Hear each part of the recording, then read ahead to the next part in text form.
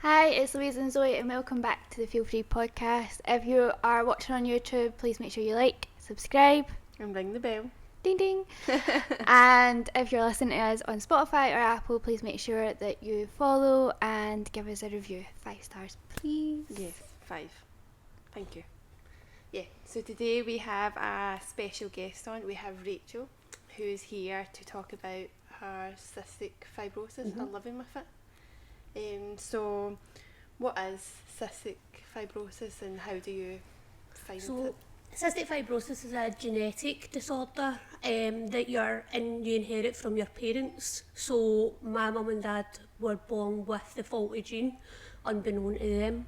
So it's basically like two halves to make a whole, if that makes any sense. So my mum and dad both had the faulty gene, and then they had me. So they didn't know that they had the faulty gene, and when I was born, doctors didn't know either.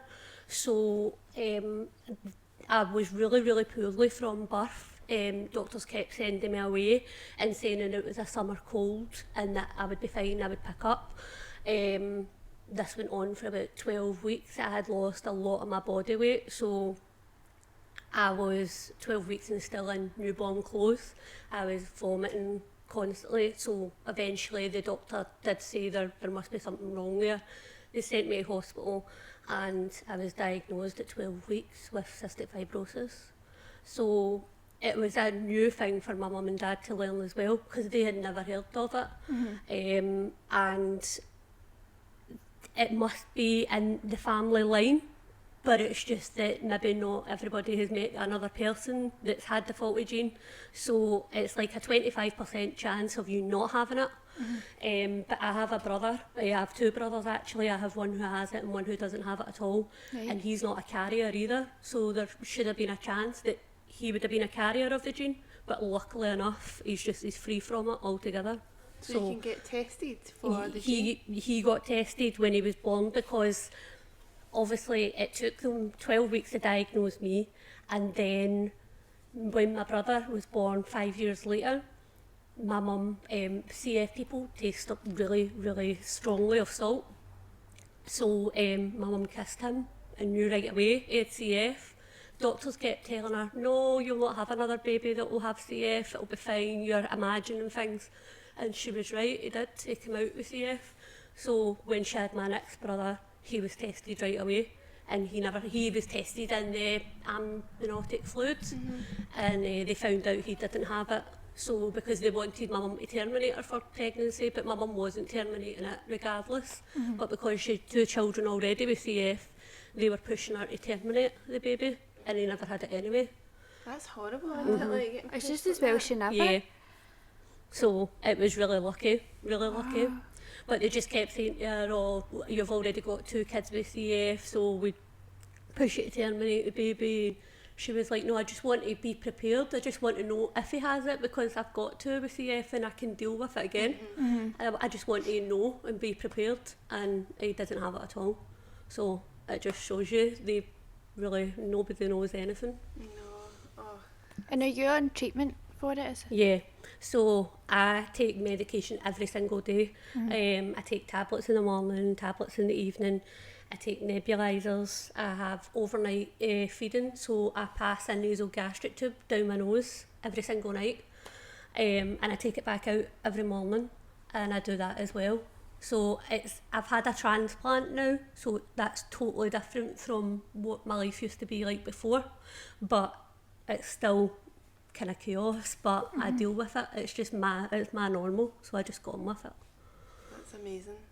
So It's a lot to do. it's just normal for me, so I don't know any better, so it's just I've grew up doing it, and that's it. I've been passing my own tube since I was 7, so I learned at 7 how to do that. Wow. So I wanted to do everything myself. I've been quite independent from a young age, so It's amazing. It shows you how strong you are, though. Yeah. Yeah. and you need to be. I think you need to have that kind of power head on and know your own body. So Because you'll get that, I guess, when you can feel yourself maybe not having a good time. Yeah. Like when you're having the kind of down days and you can feel the change in Yeah. your body, I guess that would be Yeah, you. definitely. I think you just need to trust your own instinct, because there's been plenty of times where I've been fobbed off and basically told, no, it's all in your head, there's nothing wrong, and 9 times out of 10 I've been right. So I just trust my own instinct now rather than being told it's all in my head, because people put a lot down to mental health, and that's not fair. So especially if you are really unwell, with anybody in general. Can you tell us a bit about like your experience of living with it? What's it like day to day for you? Well, my whole childhood was growing up in a hospital, so and see, really, I didn't hate it. I enjoyed it, but that was because the staff that I basically lived with all my days, they were more like family, so they treated me like their own, and that made my hospital stay worthwhile. So even though all other kids were outside playing and whatever else, I was still enjoying my time. I mean, I used to kind of run amok in the ward, like everybody knew me, so everybody knew who I was, and parents that maybe bring children in for like the same treatments and things like that would know who I am, and but I didn't regret it, because I think it made me who I am today. It's definitely shaped me and moulded me into the person that I am. Every day is different. I can't judge day to day. So one day I could be really, really fine and get up and get a shower and walk my dogs, and then the next day I could be absolutely terrible. So I can't judge day to day. And I think that's what I was saying to Zoe, that there's people that look at me and think there's nothing wrong with her. She's absolutely fine. And that's like discrimination against how you look, because you can think, I feel absolutely terrible today, but It's people don't see that. It's an invisible illness to people. Yeah, so people don't see that side of it. But I've got a brother with CF, and he's totally different from me. We're like chalk and cheese. He keeps really, really well. He's always been well from birth. And he's a big boy with bodybuilds and everything. Like, he's absolutely, he's amazing. And he works full time, and it affects men different sometimes from what it does females. It just really depends on the individual. Everybody's different. But my brother keeps fantastic. He does so well. So that makes me happy to see that he has got a life and that he can work and do things. So I enjoy that. I enjoy being able to see that. Did I hear right about the thing with the disabled badges? Yeah. So Can you tell us about that? So I have a disabled badge, and I try and very seldom use it because of that reason. But there have been times where I parked in a disabled space and people have chased me out the parking, or they've come up to me and said, there's nothing wrong with you, you're not disabled, why are you in this space? And I've been like, well, it's my photo on the badge. And I've had to go to the police station and things like that and report people because they've come out and told me to move, or they're more disabled than you. And it's like, I would only use it because if I can walk, then I will walk. But if there's some times where I feel really unwell, I need to use it. That's what it's there for. But that's why I don't like to use it, because I've had that really bad experience in car parks. Just to understand people, like, why would you do that? Like, it's not their business. And they don't know what you're having to deal with That's day to it. day. You feel like you're having to explain your whole life story You to shouldn't somebody in a have car to. park. I Because know. that's what they're saying. They're not seeing a disability. They're saying, oh, there's a young lassie, or she's just been lazy. That's what it will be. I know. That's it. It wouldn't be that if it was them. No. I know. No. People just need to mind their own business. Aye.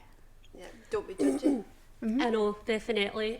It happens more than you think. Like, it's terrible. That's how sometimes I prefer to go out in the dark, so that nobody can really see you and you can get out your car quick. But you shouldn't have to feel like that. You should be able to just park at ease. I've had people put notes in my car, and when I've come back, and I'm just like, this is ridiculous. And that'll get you mentally as well. Because it makes you worried. You don't want to go out in your car. You don't want to use that space. You don't want to go out shopping, because God forbid, I mean, there's been people that have maybe seen me later in a shopping centre and they've been like, she's fine, but it's not. They've not seen me struggle for that shop to the next shop, or there is times I have had to use a wheelchair, so I do have a wheelchair, but I only use it if I'm really, really ill.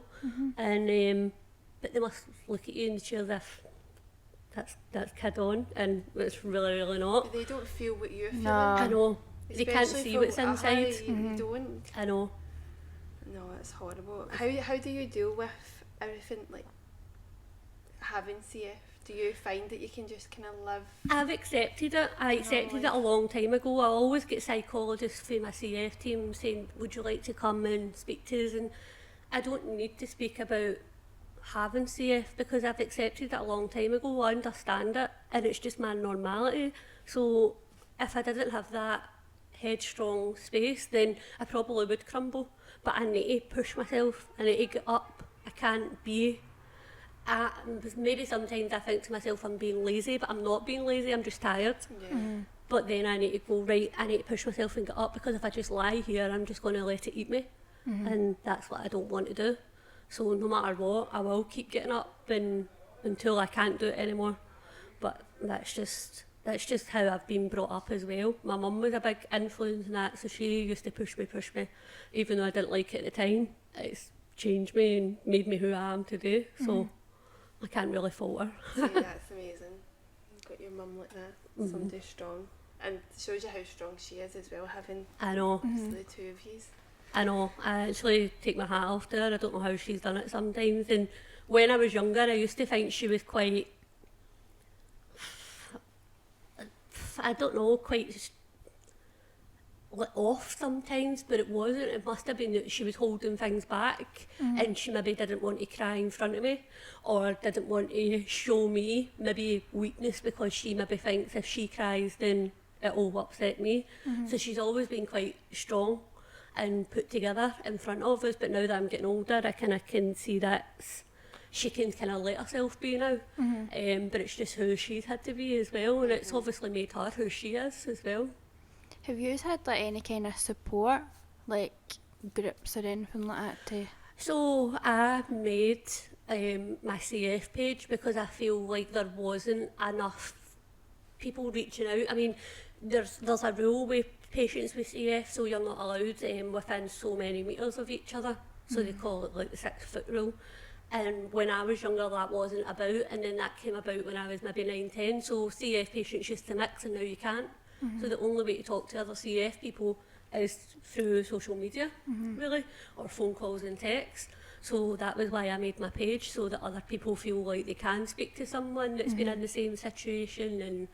And I'm very open to anybody asking me anything, coming asking my story, and I'll share my story, and I want to hear their story, and if I can make any input on theirs or help them, then that was why I created my page.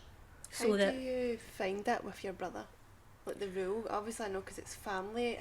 Like it's difficult, I think, sometimes, because he doesn't understand, as in because he keeps really well. I don't think he always understands how I am. He's very lucky, so I think sometimes he needs to remember that, but I'm totally different. I think he knows that now, but at times he was like, I don't understand how we're the same, but different. But I'm really happy for him that he can. I want him to go and pursue everything that he can in his life, because if I could have done it, I mean, he works full time. He's an electrician. He's doing really well. He's thriving in life, and I like to see that. So I wish that there was stuff that I could have done with my life, but as I said, I can't judge day to day, whereas he can make plans well in advance, so it's just totally different. But he's very keeps to himself. I don't think he would come and ask me any advice.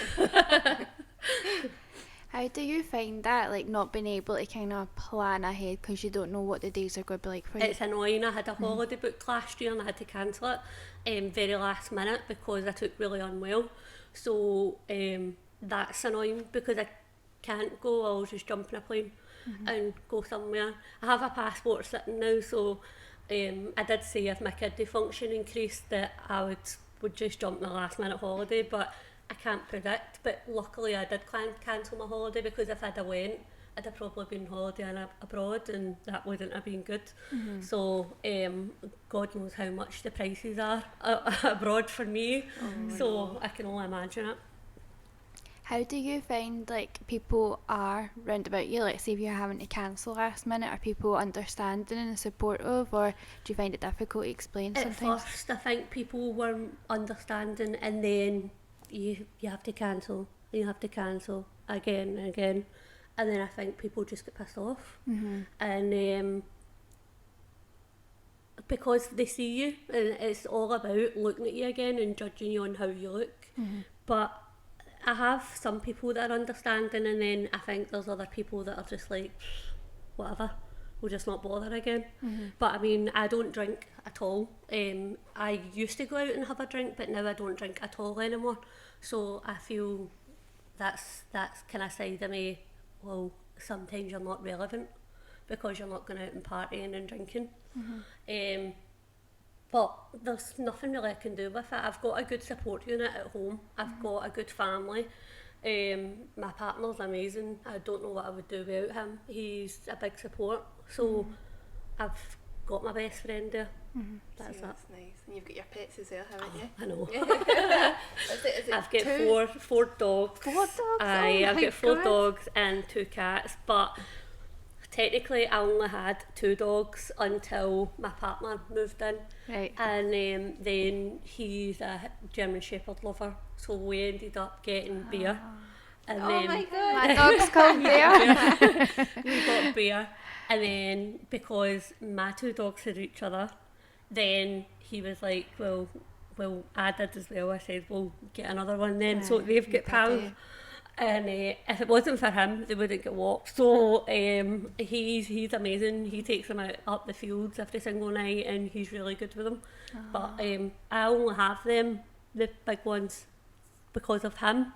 But they're amazing dogs. They are brilliant. They're so intuitive, and I love having my pets because it's great company. Yeah. So they can't tell your secrets. So, They can brighten up your mood, can't Oh, they? definitely do. my cats are a bit funny though. I've got one called Mr. Patch, and he's a bit bipolar, so you don't know what mood he's in. He either hisses at you, or if he comes up, you're like, are you okay? So if he comes up for a cuddle, you don't know what you've done. I've actually said to myself a few times, oh, I must be in the road out because he's coming up for a cuddle. He must know I'm going. Oh no. How do you keep like a positive mindset? I don't know. I really don't know. I don't have an answer for that. I just need to. I've got kind of a sarcastic humour. So when people talk about things, I think I have to change it to make it more humorous. So that's just the way I deal with everything. I deal with it through humour. I think I would say I laugh every single day. I have to, because if I didn't, then it would just eat me. And I don't want to have that happen. I really don't. So I just need to keep going. Even if I've last year I was really, really ill, and David had to take me to hospital because I turned like yellow. And got to the hospital, and they started rushing about, and I needed a blood transfusion or I was going to die. So it was all quick. And I'll laugh at it and I'll go, remember, see if I die. And he'll be like, I'm not listening to this, I don't want to hear this. And I'll go, but you have to listen to what I want, because I'm just accustomed with talking to it now. That's it. I'd rather be prepared than not. I like to know what's coming. I don't like the unimaginable, and so I would rather everybody knew what I wanted, but people don't like to hear it, but I talk about it in a humorous way, and it's just how I deal with things. I think I use the humour part of it to just push through. So It's like kind of saying, if you don't laugh, you cry. So that's it. Yeah, definitely. Yeah. And everybody has to be realistic. No matter if you've got an illness or not, there's going to be one day that we all die. That's it. So why not be prepared for that? Definitely. Yeah, Yeah. definitely. So do you have any advice or recommendations for anybody with cystic fibrosis, or who has actually a loved one that has it? I would say you can't lie down to it, because if you lie down to it, you're just letting it win. Definitely. The more you give in, it'll just succumb. So I know it's hard, it's easier said than done, but try and push through it. I mean, I'm always open to anybody asking me questions and speaking to me about it. Obviously it's different in a way because I have had a transplant. So I had my transplant in 2004, so that'll be 20 years next year. And I get told I wouldn't get 5 years out, I would only get about 5 years out of my transplant, and I'm pushing 20 next year. So Wow. that's amazing. But I mean, what advice can you really give for the individual? Everybody is totally different, and there are people that are going to take it totally different, and nobody feels the same. There's probably going to be somebody out there worse off than myself, and I can only give them what I've been through in life. So just really, if you can, then don't let it win. That's the worst thing you could do, is lie down to it. Yeah, I think that's good, like you said, about sharing your story. See, when people do talk and they share each other's story, like you said, every day's different, but sharing a story kind of puts you in a position as if it's not just me. Yeah. It's not just me that feels this way Yeah. or is going through. You don't feel alone. Yeah, Yeah. it's having that support there. Yeah. And it's just a shame with having cystic fibrosis that you can't physically meet. Yeah, Like I know. you said, with the whole kind of... See, it was totally Real. different when I was young, because I think it was up until I was maybe 9, and we used to all mix together. So it was a nightmare for the nurses when all the CF patients were in at the same time, because we were all running riot. But it was great for us because we had childhood friends, but sadly a lot of my childhood friends have all passed, so there's hardly anybody left. I think there's only like one from the ward that I was in at the time, and then my brother as well, so that's only 3 of us in general. But my brother was hardly ever in the ward. I think he'd been in the hospital less than a handful of times in his whole life, and it's just the way he's been. I mean, he came out a big bubbly boy. I mean, and he came out and he was purple and everything. He was a big boy. So, and he still is. So that's just the way he'll never let it be him. He'll definitely not. And I know that for a fact. He goes to the gym every single day. He works out and he just lives for the day. So. That give you a wee bit of motivation? Yeah, because it just shows you not everybody is like me as well. There are people that do that, and it's great to hear other people's stories and see how they thrive from it and how they've turned it around. So yeah. See, it's good. It's like you've inspiring. got that somebody that's doing so well, but it must be so hard, like you said, that people who have passed away. Yeah. And you've known them since you were Yeah, younger. I mean, I had a lot of guilt growing up, and it was like survivor's guilt, because when I had my transplant, I used to think, why did I get that chance and they didn't? And I beat myself up terribly after I had my transplant. And I remember when I seen my scar for the first time and I burst out crying in the mirror. And I think my mum was a bit upset with me, because she was like, you should be grateful, why are you crying? But you can't, she obviously didn't see my point of it, and I didn't see her point of it. Obviously I do now, and I am totally grateful every day for my transplant.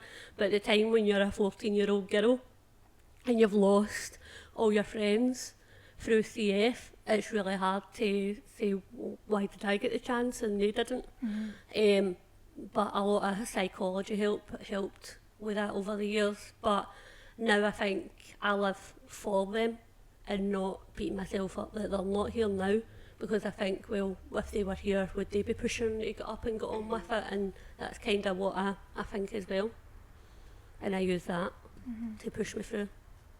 So was it a full transplant you had got? So I had heart and lungs. So the only reason I had the heart is because they say it's like a car engine. taking it out, so it's easier to take the whole lot out. And my heart was in good condition, so my heart went to someone else and I get someone else's heart lungs. So it's called a domino transplant. Help somebody else as well. Yeah. But so that'll be pushing 20 years next year. But the complications with transplant, it's just because it's a transplant doesn't mean that everything's all hunky-dory. Now I'm suffering with chronic kidney failure, and that's because the medication for your transplant attacks your kidneys. So you can't win it all. So now I'm in stage 5 of my kidney failure. That's where I'm going today. I'm going for a scan of my kidneys when I leave here. And to see what's going on, because it's rapidly deteriorated since last week and we don't know why.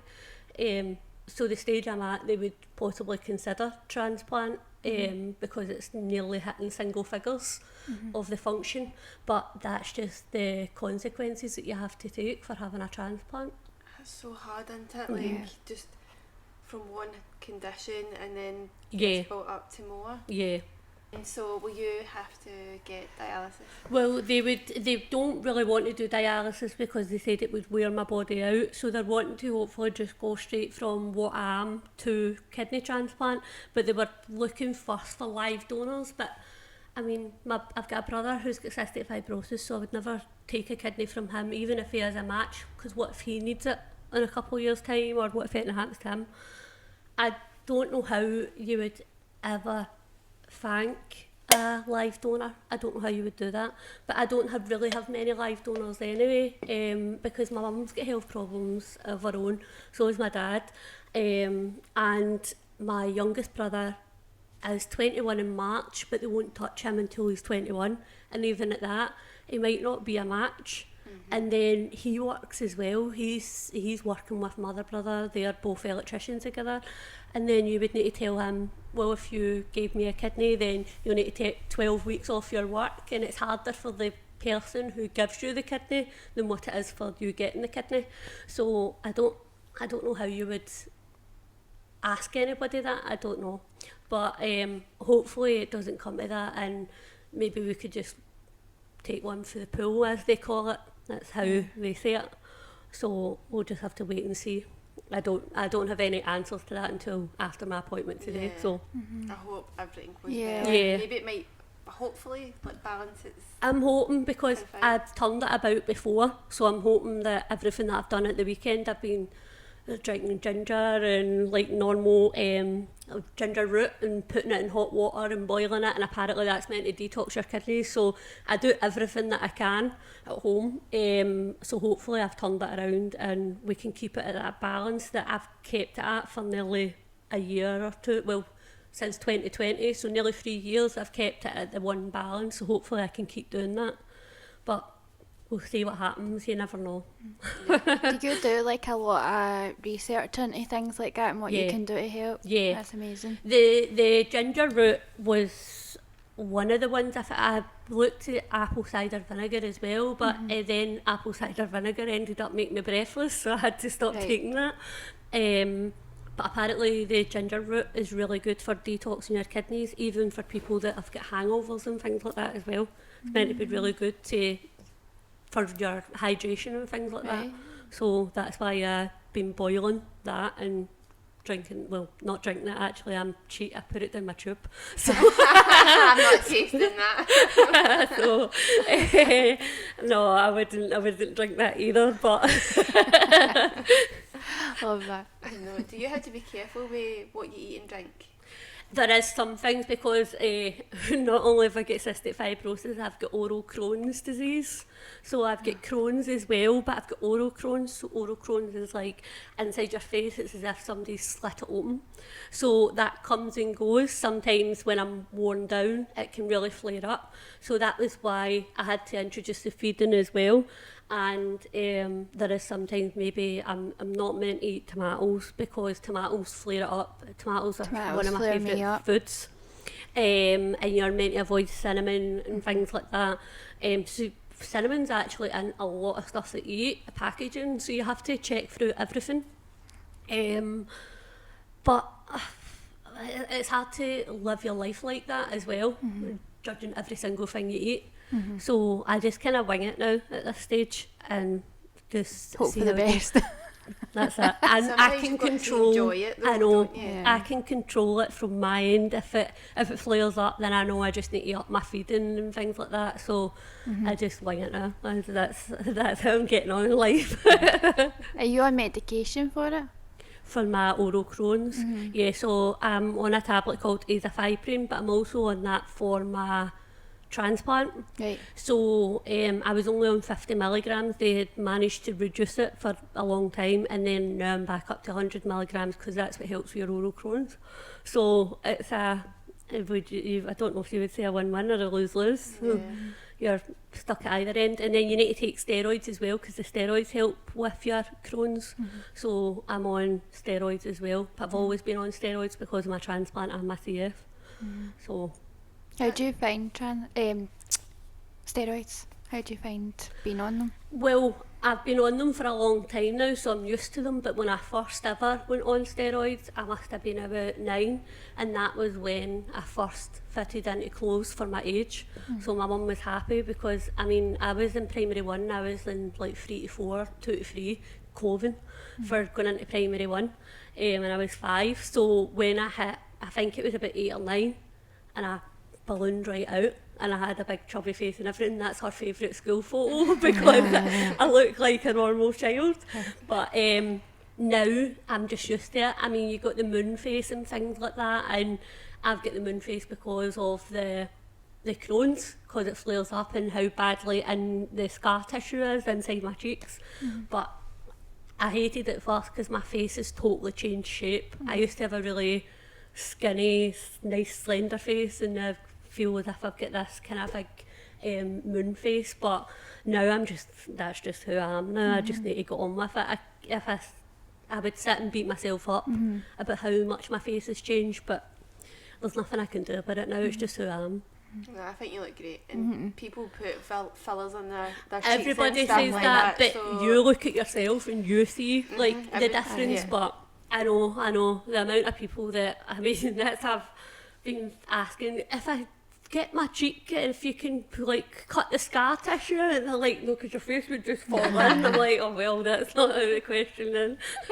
That's the first time I've heard of oral Crohn's. Yeah, I've not heard of oral Crohn's. Yeah. That's amazing. Because I had something called orofacial granulomatomas, and then that usually results in oral Crohn's. So that was how I was diagnosed with it, because I had the OFG, call it for short, and we had to have biopsies in the face and stuff like that, so they had to slice my cheek open anyway and take biopsies out, and that was how they discovered it. So, Because I did know that Crohn's was like the full digestive tract, Yeah. so but I never thought about it just being isolated to one area. But yeah, now that you're saying it, I'm like, why did I not Yeah. even think of that? annoying though. How do you find it, like going out? Do you still go out and enjoy food and things like that? Yeah, I mean, when I started the new cystic fibrosis drug last year, so it's a new drug to help the lungs and things like that open up and end up less mucus in the lungs, because that's what your whole body's just full of mucus when you've got CF. So I started one of the modulators last year, and that really helped my appetite. As in, it really helped. So I started clearing plates, and I never clear a plate. Every time I'd go out for meals, and everybody was like, that's a waste of time. What's the point? And now I'm like, are you finished? So I definitely enjoy my food now that I've been on that drug. It's helped as well. But that doesn't help my Crohn's at the meantime, because it makes me too greedy, and then I'm like, oh, I'm done. That's See? good though.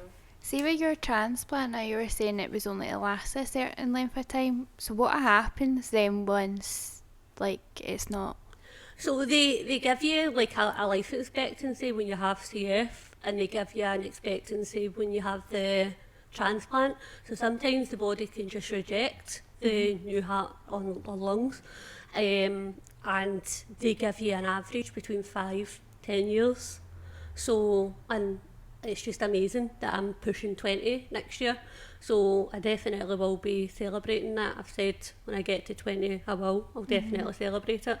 But I didn't think I would get this far, but it's just the body can find out that there's foreign lungs or anything in the body and start to reject it. And it's happened to quite a lot of CF people. Maybe they've had more than one transplant, but I'm lucky enough to have just the one. Would you be able to get another transplant? If I needed so, then there wouldn't be any reason why I wouldn't be able to get one, but hopefully I don't need another lung transplant anyway. And my heart was always in good condition, so that was why my heart went to someone else. But I just need a kidney now, so if I could have a kidney, that'll be me ticking all the boxes. Luckily, I have actually got CF related liver disease, and my liver's one of the best things that I've got going in the body right now, so my kidney's not worth much, but my liver's doing great. Do you know your donors? I don't know if that's a question. No, so you can if you want to. I think years ago you couldn't, but I think now you can. But with I think if you have the kidney donor, you can find out relatively quickly now than what you could when I had my transplant. But I don't know, but it was kind of obvious the girl who got my heart, she was directly in the, like, you're in a big bubble, basically. It's like a big cubicle bubble. And the girl across from me, she got a heart, and we were in theatre at the exact same time. So Mum was like, I definitely think that was the girl who got your heart. But I didn't think to, I have thought about it as I've got older. At the time I didn't think to ask, because what do you say is that person's parents? Yeah. Who, because they've lost somebody. But it is something I've thought about when I'm older, because I'm 20 years down the line and it's still working, and I've got no issues, and everything's going great with it, and so I can't fault it. It's been amazing. It's amazing. That's one thing I've always said. If God forbid anything happens to me, I would want to donate. I just think it's, if you can give somebody another opportunity in life or help them majorly in their health, I'm all for that. Definitely. That you've had something great for you, and then you've also helped somebody else. Do you ever think about the person that could have your heart? Like, I know, like somebody walking about. Yeah, I mean, I would hope that it's still functioning the way it should be, and I hope that they've had as good as a life as what I've long as a life as what I've had from it. I would say good as a life, but they're not been every day good. So, but more time. That's what you want, more time. It's amazing. It is, honestly. I find this incredible. Like, just everything. I've always been I've been a donor from a young age. My mum used to ask me when she was filling out forms, if anything happened to you and you passed, would you like to donate your organs? And I've always done it from a young age, and I always will. Because I everybody each to their own, but if you can donate, I don't see why you would just take them with you if you can give somebody the gift of life. And that's a big problem in the world, because not enough people do it. I think I was like 19 or 20 and I filled that out, and then it was like, I've got the wee card, and I think it was like a couple of years later, and I was talking in conversation to my mum, and I was like, and she was like, what? And she's like, Louise, you should have told us. And I was like, I didn't even think about it. She's like, well, we should know in case something happens that that's what your wishes are. I didn't even thought. She's like, fuck it. Yeah, I want to do that. And then now you've got the opt-in service or opt-out, is it? So everybody's kind of on it now. And if you don't want to, then you have to physically go and opt out. Which I think is good. I know. It's a waste, I feel like, if you were to die, then if somebody can get use out of that and live longer, then why not? That's it. I mean, I seen someone posting a Facebook post a couple of years ago saying, how dare they put me in this scheme and I'm opting out, and you're not taking you're not taking my organs. And I thought, there was no need to post that. No. If you feel like that, keep it to yourself, that's fine. I mean, each to their own, but there was no need to post something like that, because that's just going to cause some uproar with people. But everybody's different. It's beliefs and religions, I suppose. Yeah, I get that. Different, but Yeah, I think sometimes people overshare on social media. Yeah. And it's not needed. You're not thinking about people that have benefited. I just from think that. you I know. could be like helping somebody's mum or somebody's child, Yeah. somebody's loved one. Like, you're not going to be like using it. You don't need it anymore. So That's it. Yeah. No. you'd want to. Yeah, I would Well, I think. want to. Yeah, that's the way I see it. So, I mean, I'm living proof of it now. So, when people ask me, that's just what I say about it. But honestly, for everything that you've spoke about that you have went through since you have been born Yeah, to now, and then like now you've obviously got your kidney problems and stuff like that, it just shows you the strength that you have got, even with the bad days that you have. Like, Yeah. it's amazing. It's strength that Uh-huh. you've got. yeah, definitely. I think a big part of that's from my mum, though. I don't think I would have had half of it if it wasn't for her. And we were at loggerheads all my teenage years. We bickered like cat and dog. But I realise now as an adult why she was pushing me and why she was doing what she done. And I'm grateful for it now, but I wasn't grateful at the time. Because for her it's protection, like she's Yeah. protecting Yeah. you and she's wanting to keep you, whereas you're wanting just to go out and have this normal life and whatever else. And for anybody, you don't realise how much people do for you when you're from being a child to an adult. When you become an adult, you're like, right, I get it now. Yeah. I Yeah, get why you were like that, and you're like, oh, I thought you were an Yeah. absolute bitch. But Aye, you're I not. know. I get why you were doing it. Your Yeah, reasons I behind know. it. My dad definitely took it harder than my mum, I would say, the way he was. I mean, he was totally different than what my mum was, but my mum has got some amount of strength in her. I don't know how she does it. Some days she just keeps on going. And my mum was unwell at Christmas time, just with the flu. And when she's not well, you know there's something wrong, because I don't think I've ever seen my mum unwell.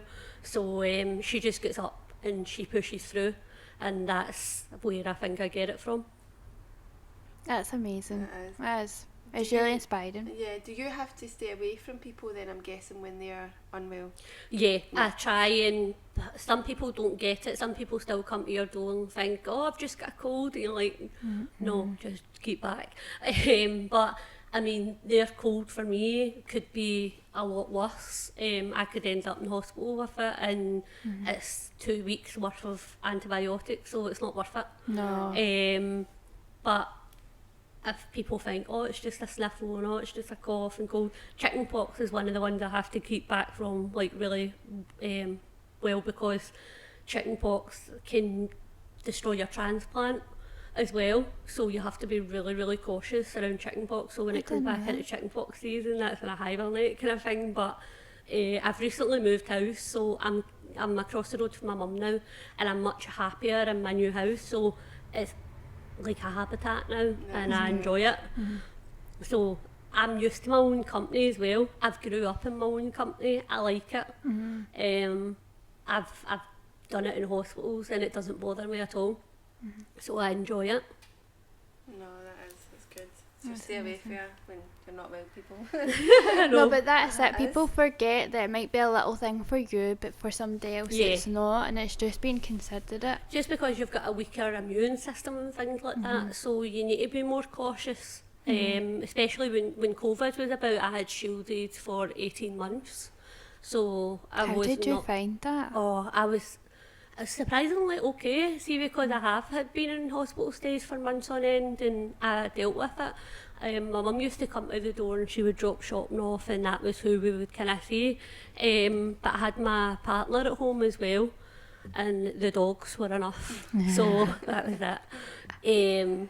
But we dealt with it. We ended up, my shepherds had pups at the time, so that was a disaster because that wasn't meant to happen. So we had puppies to look after during lockdown. But that made it a bit more entertaining. I bet.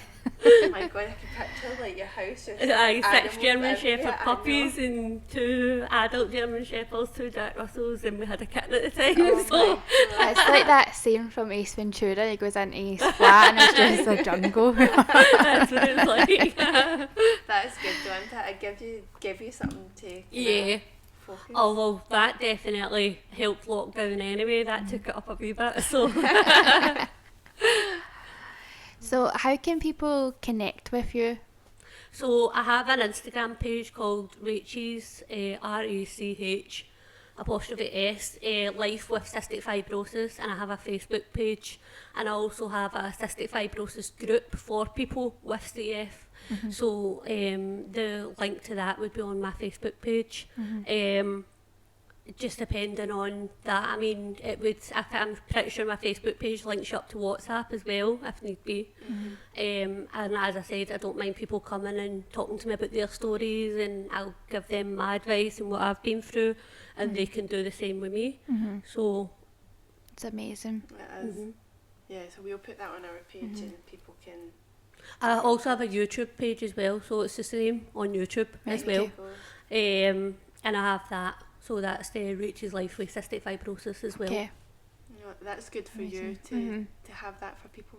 Yeah, I'd done the YouTube page, I think I started that during lockdown, because I thought, well, I'm sitting here and I can't get out, and I may as well show how I'm shielding and what I'm doing at home, and I was showing my medication and things like that and what I do on a day-to-day basis. So I kind of put all that in YouTube and things about my oral Crohn's and things like that as well, when my face had really severely swelled up. So to show people this is what it's like. It just brings awareness, and it's good for to like searching for it, because when I got ulcerative colitis, my first thing I done was I went on YouTube searching for it to see other people's stories, and because you're like at a loss, you're like, what do I do? And you're just wanting to connect to people and understand it more. So with stuff like that, it just makes it better for them to try and find Definitely, stuff. Then they can kind of see as well what you're dealing with. Some people like to see it visually than reading it. I'm more a reader, my partner's more visual, so he watches documentaries, I would rather read about them. And everybody's different how they want to pursue things, so I thought a bit of both worlds. That's why I type it on my Facebook page, but I've got the videos on my YouTube. That's amazing. It's Really. real and raw as well at the same time. Yeah. Of like a life.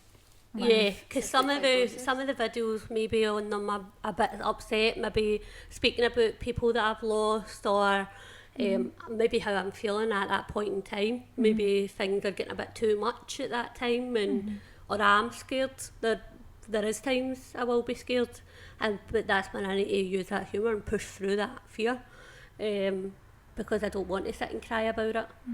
And then if last week when I got the phone call, I actually thought I was doing good, and I got a phone call saying your kidney function's dipped really well, and I was like, I'm feeling alright. And then I was like, oh my god, I watched too much Grey's Anatomy for this. I was like, am I going through the surge? And I was like, oh my god, I'm scared.